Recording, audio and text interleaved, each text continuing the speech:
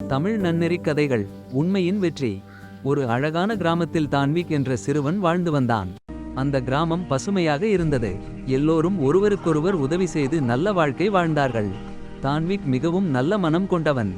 ஆனால் அவன் குடும்பம் மிகவும் ஏழை. அவன் தந்தை ஒரு மர வேலைக்காரர். தினமும் காடு சென்று மரம் வெட்டி கொண்டு வந்து வேலை செய்து குடும்பத்தை நடத்தினார்.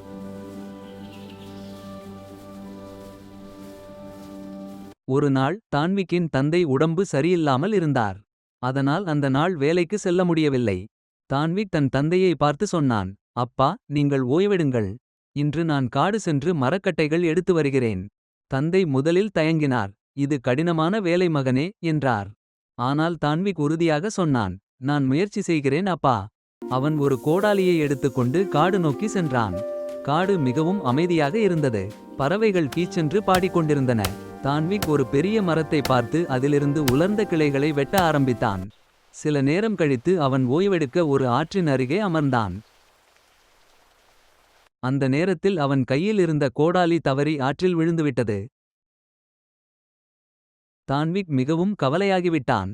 இதுதான் எங்களுடைய ஒரே கோடாலி. இப்போது என்ன செய்வேன் என்று அழ ஆரம்பித்தான்.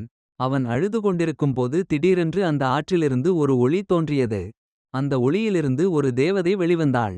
தேவதை கேட்டாள், சிறுவனே, ஏன் அழுகிறாய்? தான்விக் நடந்ததையெல்லாம் உண்மையாகச் சொன்னான். தேவதை ஆற்றுக்குள் சென்று ஒரு தங்க கோடாலி கொண்டு வந்தாள். இது உன்னுடையதா என்று கேட்டாள்.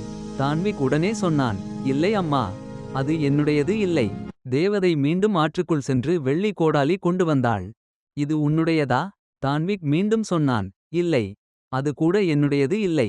மூன்றாவது முறையாக தேவதை ஆற்றுக்குள் சென்று ஒரு இரும்பு கோடாலி கொண்டு வந்தாள். அதை பார்த்தவுடன் தான்விக் மகிழ்ச்சியாக சொன்னான், ஆம், இதுதான் என்னுடைய கோடாலி. தான்விக்கின் நேர்மையை பார்த்த தேவதை மிகவும் மகிழ்ந்தாள். நீ மிகவும் நேர்மையான சிறுவன். அதற்காக இந்த 3 கோடாலிகளையும் நான் உனக்கு பரிசாக தருகிறேன் என்றாள். தான்விக் மிகவும் ஆச்சரியப்பட்டான். அவன் தேவதைக்கு நன்றி கூறி வீட்டுக்கு திரும்பினான்.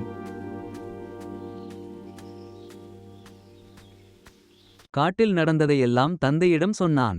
தந்தை மகிழ்ச்சியுடன் சொன்னார், மகனே, வாழ்க்கையில் எவ்வளவு கஷ்டம் வந்தாலும் உண்மையை விட்டுவிடக்கூடாது. அந்த நாளுக்குப் பிறகு தான்விக் கிராமத்தில் மிகவும் மதிக்கப்படும் சிறுவனாக ஆனான். அவன் நேர்மையும் நல்ல மனமும் அனைவருக்கும் ஒரு நல்ல உதாரணமாக இருந்தது. கதையின் நன்னெறி. உண்மை மற்றும் நேர்மை எப்போதும் வெற்றி பெறும். எங்கள் சேனலை சப்ஸ்கிரைப் செய்யுங்கள். வீடியோக்களை நண்பர்களுக்கு பகிருங்கள்.